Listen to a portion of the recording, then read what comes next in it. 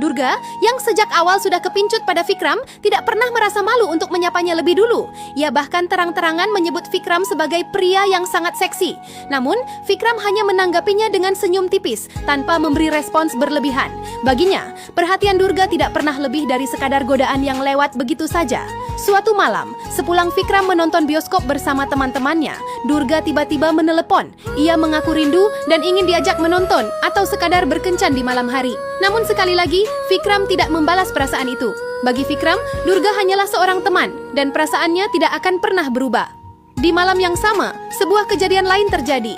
Buma dan Harsita terjatuh dari motor mereka setelah terserempet sebuah mobil.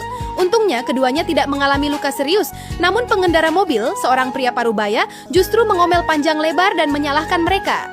Menuduh Buma dan Harsita ceroboh karena salah jalur.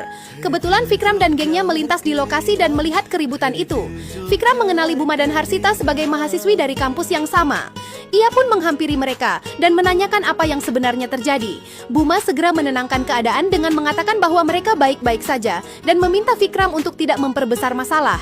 Namun Vikram merasa bertanggung jawab sebagai sesama alma mater. Ia menuntut agar pengendara mobil tersebut meminta maaf dan membayar kerusakan motor.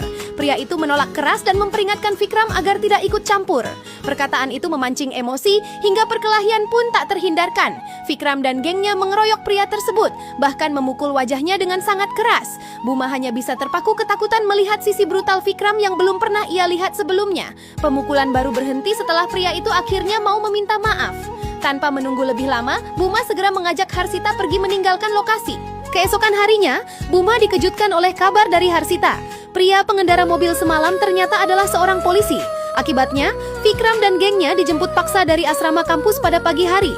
Mereka dihajar habis-habisan di kantor polisi, dan Vikram, sebagai ketua geng, menerima pukulan paling parah. Meski demikian, mereka akhirnya diizinkan kembali ke asrama. Dengan perasaan campur aduk, Buma memutuskan pergi sendirian menjenguk Vikram karena Harsita sedang mengikuti ujian. Ia terenyuh melihat kondisi Vikram yang penuh luka di sekujur tubuhnya. Vikram disalahkan karena bertindak sok pahlawan. Masalah itu sebenarnya tidak akan berbuntut panjang jika ia tidak ikut campur. Meski kesal, Buma merasa memiliki tanggung jawab moral. Ia kembali ke kamarnya untuk mengambil kotak P3K, lalu mengobati luka-luka Vikram. Momen sederhana itu membuat mereka mulai saling mengenal lebih dekat. Perlahan, benih-benih cinta mulai tumbuh di hati Vikram. Dalam diri Buma, ia melihat sosok yang mengingatkannya pada ibunya. Hangat, tenang, dan penuh kepedulian. Sementara itu, Buma sendiri tidak pernah memikirkan soal cinta. Sejak awal, fokusnya hanya satu, kuliah. Pesan ayahnya selalu ia pegang teguh. Sejak kejadian itu, Vikram mulai melakukan berbagai cara untuk bisa dekat dengan Buma. Sikapnya yang sopan dan tulus membuat Buma tidak merasa terganggu. Ia menerima Vikram sebagai